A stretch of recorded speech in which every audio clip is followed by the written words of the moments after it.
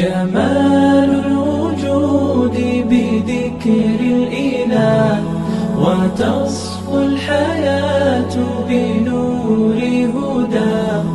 جمال الوجود بذكر الإله، وتصفو الحياة بنور هداه. وتطلب نفس له طاعة، ويبلغ سعد إلى منتهى.